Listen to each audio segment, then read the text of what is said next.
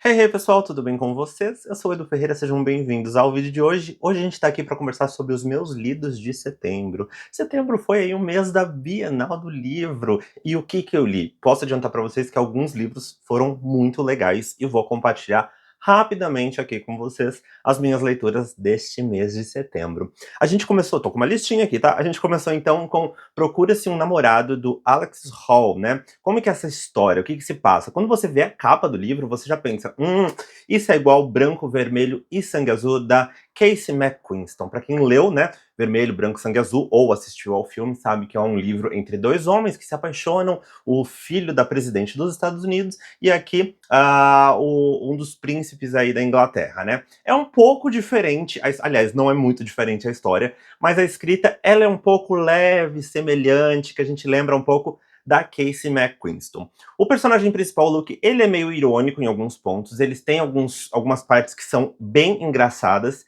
então é um livro que ele lembra o estilo, o jeitinho ali do Vermelho, Branco e Sangue Azul, mas é uma história completamente diferente. Aqui, os dois personagens, eles, não vou dizer que eles são anônimos, mas o Luke, pelo menos, ele é filho de um cara famoso, e no começo, quando você lê o primeiro capítulo, você fala, cara, eu vou odiar esse personagem aqui principal, porque eu confesso que eu achei ele um pouco arrogante, né? Ele falou, eu sou filho de um famoso, eu tô aqui na balada, etc. Então, achei um pouco arrogante, falei, acho que eu não vou gostar dessa história. Mas aí o que acontece? O Luke, ele não consegue, o Luke mesmo, ele não consegue ali se ajeitar nos empregos, né? Ele tem um emprego em que ele trabalha ali para uma ONG, então ele precisa dar apoio financeiro pros escaravelhos, se eu não me engano. Ele tá numa corrida de besouros, etc. Uma coisa assim, gente, é bem tosco, assim, sabe? Tipo, a ideia de que ele não consegue arrumar um emprego porque ele já saiu na mídia, o ex-namorado dele expôs ele com notícias bem horríveis relacionadas a drogas, enfim. E aí ele tá. É o único emprego que ele realmente consegue arranjar e ele quer ficar com isso. Então a chefe chama ele na salinha e fala: querido, aqui vem a parte do assédio, né? A gente que é advogado já olha pra esse negócio e fala: meu Deus, que absurdo esse tipo de assédio. Fala, querido, você precisa arrumar um namorado pra limpar a sua imagem. As coisas não estão muito legais. As coisas precisam ser melhoradas aqui, tá bom? E aí ele vai atrás de um fake dating, né? Um namorado aí para que ele possa sair bem na mídia. E, enfim, essa é mais ou menos a história principal. Em contrapartida, a amiga dele apresenta o Oliver, que também tá meio que nessa vibe, que os pais ali estão prestes a comemorar, ter uma festa de casamento, e ele precisa também de um boy. Então, conversa vai, conversa vem, eles já até tinham ficado numa festinha lá atrás, não deu muito certo, mas agora tem todo esse namoro falso para que eles possam ver se vai dar certo ou não. Eu fui com a cabeça muito aberta, tá? Falei, gente, vamos lá, eu não vou ser um cara crítico, estamos falando aqui de uma comédia romântica, voltada pro público gay, LGBT, QIAPN+, né? Então, vou ir com a cabeça aberta, assim como eu leria um livro também, comédia romântica hétero. Então, vamos de boa, sem muitos preconceitos, né? Preconceitos mesmo, tá? Assim, vamos tranquilo, sem essa ideia de que precisa ser um negócio mais real, menos fictício. Não, pode ser fictício, vamos lá aceitar. O ponto é que dos pontos que eu tirei nota foi porque o personagem principal no começo ele é muito chato, é muito difícil de engatar a história. Segundo, porque eu via muita gente falando que o meio do livro fica enrolado, mas eu falei, Luiz, eu já tô indo sabendo que é um slow burn, né, aquele fogo mais lento, então a gente vai mais devagar, já vou com esse entendimento, e aí me surpreendi, porque realmente chega numa parte que, mesmo eu sendo avisado e com expectativas baixas, o livro fica muito lento. São 400 páginas, precisava disso tudo. Mas ali na parte final do livro a gente tem um pouco mais também do conhecimento da família do Oliver, os podres da família dele, etc. É legalzinho, mas podia ter sido um pouquinho mais dinâmico, mais sintetizado, eu diria. Então por isso eu dei 3 estrelas e meia, sei lá, daria uma nota 7, talvez quase 8, mas é um livro legal de ser lido, tá? Vale a pena, super recomendo pra vocês, tá bom? O segundo livro que eu li este mês foi A Empregada Está de Olho, da Freida McFadden. Sim, gente, é o terceiro livro, não vou falar trilogia, porque tem gente falando que vai ter mais dois, eu espero que tenha, porque eu amo essa farofona da empregada. Eu comecei a ler o primeiro, né, que tem toda aquela dinâmica de suspense, que ela é trancada ali num lugar, etc. E aí tem o segundo, que ela tá um pouco mais adulta e tá envolvida em algumas polêmicas. Agora ela tá com a família, tá crescendo, tem um marido. E eu gostei muito da história, porque eu já fui meio que sabendo o que, que eu ia esperar, o que, que vinha por aí. Então, se você vai também com a mente já meio que pensando, vou encontrar a mesma farofona, talvez tenha a mesma fórmula, eu não me importo, eu só tô aqui para me divertir, eu não tô aqui para fazer desvendar um mistério do Sherlock Holmes, eu não tô aqui para ler um negócio Agatha Christie, não, eu tô aqui para ler essa farofona mesmo, tá? E aí você super se surpreende, porque eu amei o livro, fiquei preso do começo ao fim, li em menos de 24 horas, assim, foi fantástico, e eu dei 4,5 estrelas. Tem resenha aqui no canal, então eu não vou ficar me estendendo, até porque tem spoiler para quem não leu aí o primeiro e o segundo, mas assim, eu espero que tenha um quarto, quinto livro, porque eu amei. Se ela quiser mais dinheiro para construir uma piscina, vou dar sim, vou participar, vou comprar, enfim. É um livro que é super legal e super recomendo. Então, assim, se você vê muitas críticas, eu vi a internet muita gente dividida, muita gente gostou, muita gente que odiou. Gente, forme a sua opinião. Esse é o tipo de livro que eu falo. Forme a sua opinião, não fique aí pela opinião dos outros, tá bom? Então, eu super recomendo, dei 4,5 estrelas e daria facilmente uma nota 9, quase 9,5. Tem uma partezinha ali e tal que eu achei que envolveu crianças e isso me incomodou um pouco. Mas, se vocês assistirem ao meu vídeo, vocês vão entender melhor do que eu tô falando, tá bom?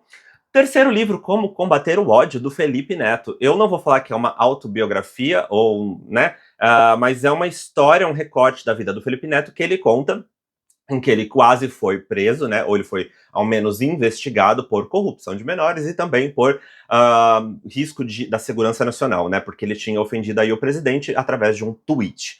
Gente, a gente sabe que o Felipe Neto lá atrás, ele começou com uma forma, que ele começou um cara meio que jogando hate em algumas coisas, né, falando do Crepúsculo, etc. Então aqui ele fala de toda a passagem dele, do quanto ele tinha ódio de algumas coisas, do quanto ele cresceu com o ódio do PT, coisas ligadas ao governo, e depois ele foi descobrindo por conta própria, através de pesquisas, que assim, as coisas não são tão preto no branco, as coisas têm algumas informações que são confusas, são obscuras, e você precisa entender, né, sair do subjetivismo, é muito complexo, não é tão simples assim, não é tudo tão fácil, tudo tão tranquilo. Então, o Felipe Neto ele expõe algumas verdades, algumas coisas que ele passou, ele dá nome aos bois, ele põe número dos vídeos dele, o quanto ele atingiu, o quanto ele fez para ajudar nas eleições de 2022, tentando aí mudar um pouco daquilo que ele defendeu no passado, assim como eu também defendi, porque eu pensei com ele. Neste vídeo eu exponho claramente a minha opinião política, o meu ponto de vista, coisas que eu mudei, coisas que eu não mudei. Sou muito grato ao Felipe Neto, porque o Felipe Neto ele fez algo na Bienal do Livro de 2019 no Rio de Janeiro, algo que ninguém teria culhão para fazer, de ir lá recolher os livros LGBT, comprar os livros LGBT com o dinheiro dele, distribuir gratuitamente para um monte de gente. Então, assim, cara, Felipe Neto, de fato, assim, vejo como um exemplo em alguns recortes. Eu não vejo 100% como exemplo. Tem horas que ele também me irrita, aí eu paro de seguir ele, aí eu volto a seguir. No momento eu super apoio, eu acho que ele tá sendo incrível nessas questões políticas. Não 100% correto, porque nunca é, né? A gente nunca concorda 100% com alguém, mas eu concordo a maioria e gosto muito do Felipe Neto. Então, pro livro dele, dei 5 estrelas, favoritado, eu amei, super recomendo. Tem um vídeo aqui no canal, mais de 14 minutos. Vão lá assistir. Eu acho que eu não esgotei toda a opinião sobre esse livro do Felipe Neto, mas eu amei. Achei que ele expõe verdades, põe como ponto de vista, sem medo de ser feliz, sem medo de riscos, com a sua própria segurança. Então eu achei incrível, tá? Achei fantástico, é isso.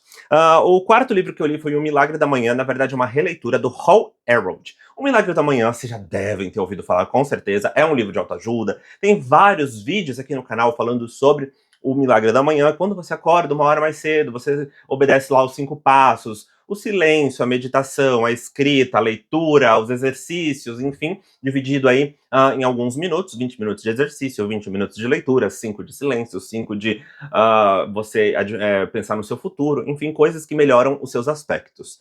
Ele passa exercícios do Hal Elrod, eu já tenho vários vídeos aqui no canal falando sobre isso, ele passa alguns exercícios que são essenciais para alguém. Meditação é muito bom, exercício é muito bom, escrita é muito boa, né? E você poder levantar mais cedo. Mas essa, infelizmente, não é sequer a realidade de, sei lá, 80, 90% da população. Mas se todo mundo fizer... Cara, não tem como, assim...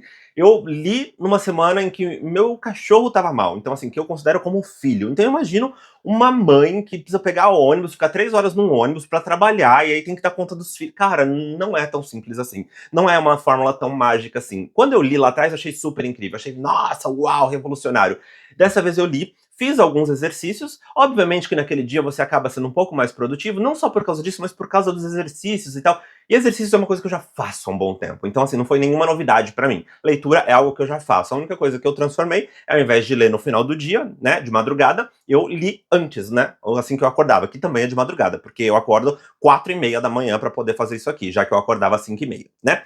Então, assim, é bom, mas assim, não sei se é a solução da pátria, é um negócio que vai te transformar num CEO, CFO de qualquer empresa, vai te transformar no presidente da república. Não, não é bem assim, tá? Mas eu acredito que trazem alguns benefícios. Então, questões medicinais, psicológicas, são exercícios muito bons e ele é um estimulante aí pra gente ler. Então, se eu tivesse que dar uma avaliação, por causa dos exercícios, a forma como ele conta, a forma como ele instiga as pessoas a serem mais saudáveis, tá? Não exatamente por essa finalidade que ele põe no livro, mas nesse caso, os meios justificam os fins.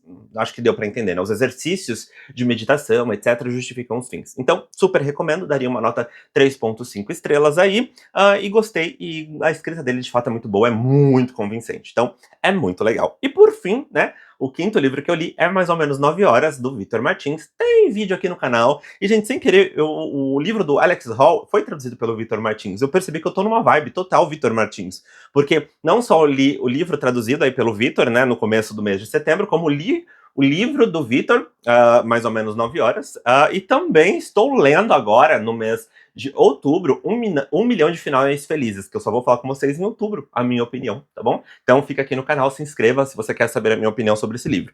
Mais ou menos 9 horas pra mim foi um dos melhores livros do ano. Gente, Victor Martins, sempre quando ele vem com uma escrita, com uma ideia, com um livro, sempre é muito bom. E é um livro que, assim, se passa majoritariamente falando dentro de um ônibus, né? Que o cara, ele tá ali numa viagem pra cidade natal dele, aí ele encontra o ex-namorado, que eu não esqueço o nome, Otávio é o nome do meu filho, e aí ele vai conversando sobre flashbacks com esse ex-namorado e tal, e eles vão resolvendo alguns pontos, envolve questões muito afetivas entre pai e filho, entre namorados, né? Entre ele próprio, de autoconhecimento. Então, assim, é um livro super enriquecedor. É um livro fino, tranquilo, também em menos de 24 horas. Então, assim, cara, vale muito, muito, muito a pena. Super recomendo. Tem vídeo aqui no canal, 5 estrelas, favoritado, nota 10, excelente. Então, dei nota 10, dei nota 10, tá aqui anotado. Então, vale muito, muito a pena. Super recomendo. E qualquer um desses livros que vocês comprarem, compre aqui no link do canal, porque você ajuda a mim com uma pequena comissão sem pagar nenhum centavo a mais por isso, tá bom? Então, gente, vale muito, muito, muito a pena, tá? Mais ou menos 9 horas, talvez fique entre o top 5 do ano. Por enquanto está. Será que até o final do ano vai perdurar? Não sabemos. Para isso, você vai ter que continuar neste canal até o final desse ano e a gente vai conversando sobre isso, tá bom? Beijo, um abraço do Edu, até mais e tchau!